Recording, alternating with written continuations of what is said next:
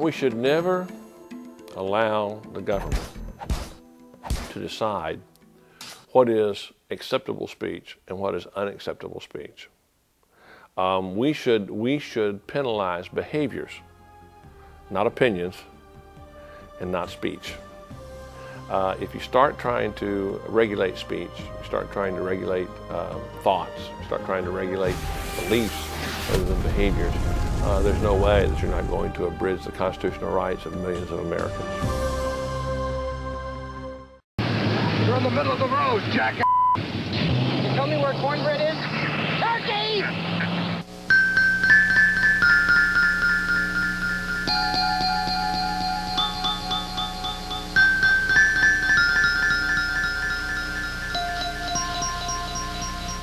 You can come and play now. You can come and play now.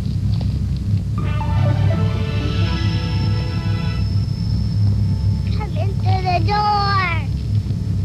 Memoranda ليش؟ قديش عمرها؟ 4 سنين.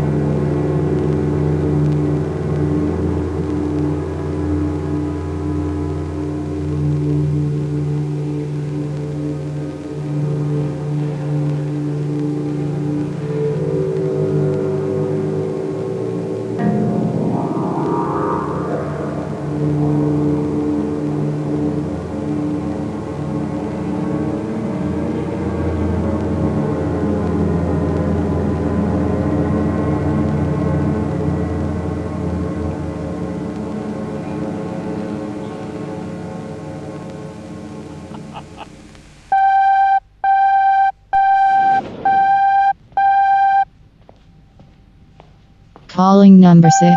Number 2 would like to speak with you on the television viewer. Calling number 6. Please respond immediately. Number 6? I said, what do you want? You are number 6? That is the number of this place. Call from number 2. Number 6. I work for the internal security of our embassy. I have come here to ask for your help. This small boy named Omran Daknish is more than a refugee from Syria. He suffered and made the entire world realize that children still suffer today. If you can help us locate this child inside the village, we are prepared to not only give you back your identity, but we will release you completely without any strings attached. You'll be able to leave, go back to your life. All we ask though is help us to find this little boy named Omran Daknish. He's roughly 3.5 years old. He was brought to the village with a group of other refugees who have VIP status. We felt that having him here in the village would protect not only his safety, but also giving him a number would help him to interrelate with other villagers. And then they could integrate into this society and make a life for themselves. But now we realize this is not a kind of world where children should live. They should be able to exist and be their own person, which is what you've been saying ever since you've been here in the village, number 6. We ask only for your assistance as an agent. You can find people most other people cannot. We don't know if the boy is hiding. We don't know if somebody has kidnapped him. But with your expertise, we know you will help us to find this child. And that is all we're asking. Help us as best as you can, number 6. And I promise you, you will be released. And let me just say this, number 6. This organization that makes up the village has always been funded by your own government. This is why you were placed here, so that you would not defect to other nations. You would not give any of that information that you held in confidence to other foreign governments. I feel like you're entitled to know that because this is a very important mission we're sending you on. Please help us. I'm now going to turn it back over to number 2, and perhaps hereafter you can have a equal partnership together. We know you have intellect beyond anybody else in the village, and that's why we've come to you, number 6, to help us to find this little boy. Number 2, please.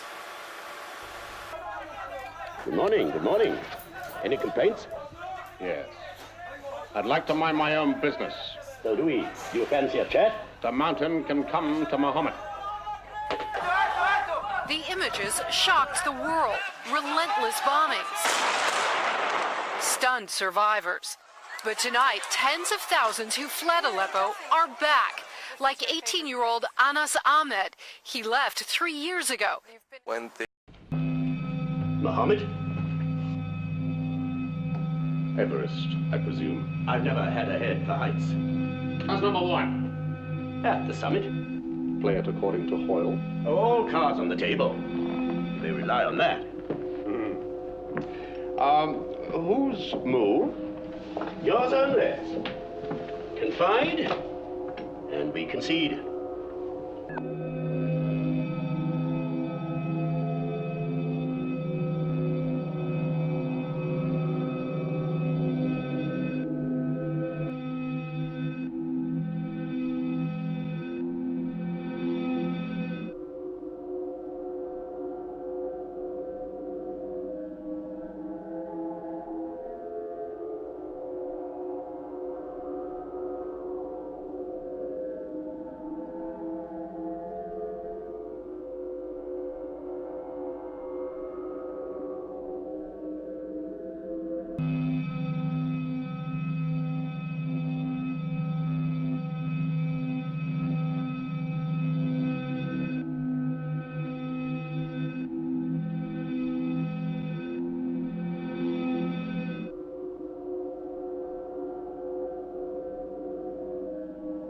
I will find the boy, whether I obtain my freedom or not. I will not be filed, indexed, briefed, debriefed, or numbered. Every man deserves a chance to be free and not enslaved to a socialist world as we have it today. This small boy will never know the agony of totalitarianism like America now has. Under Barack Hussein Obama's communist and socialist regime, they have lied for over a decade to the world, calling themselves the Socialist Democratic Party. They never knew what he was doing for 8 years.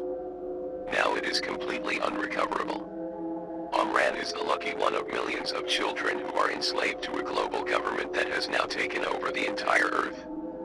This is what I fought against for the past 50 years, now I see all has fallen under this rhetoric that I fought against. Children must be protected from this evil called the New World Order. The longer I searched this place, the more I realized how utterly alone you always feel here. No matter how many numbers might be around you, it's hard to believe you are the one they are watching and not anyone else.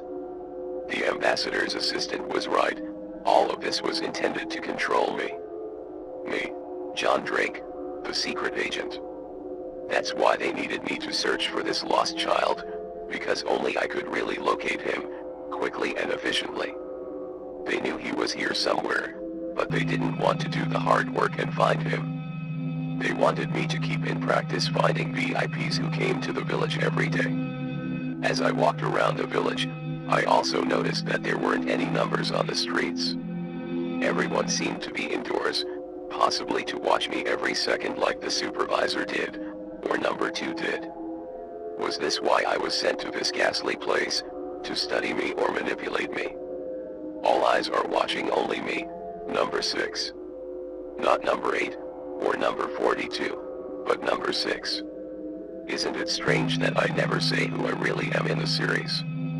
Doesn't this prove I was complacent to live here, that I had forgotten my own name and accepted a number as my identity?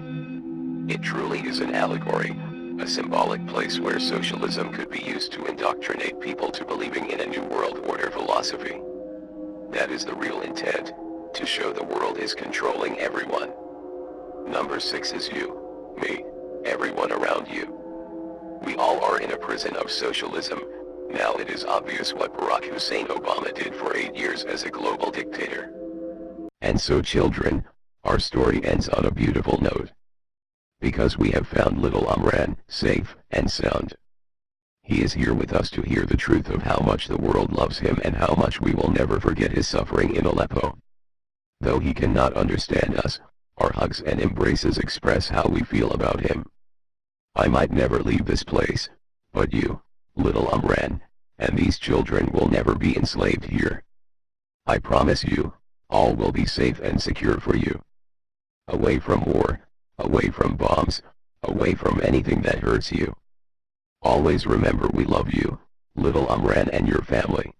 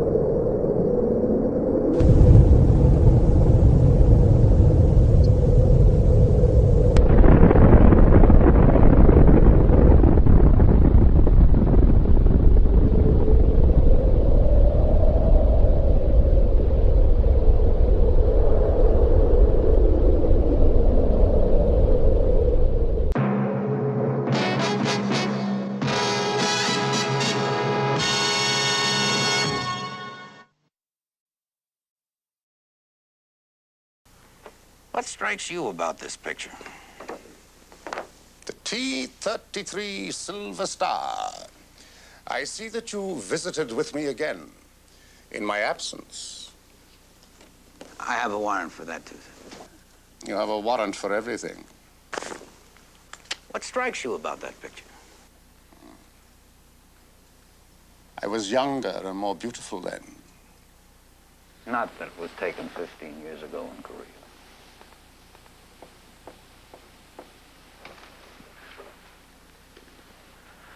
Not the fact that at that time your hairline is receding. How stupid of me. What strikes me, sir, looking at you now 15 years later, is that you now have a healthy crop of hair. Luxuriant. I wear a piece, a hairpiece. That's what I told the art guy down at headquarters. I said, figure this fella to be bald. And working on that assumption, sir,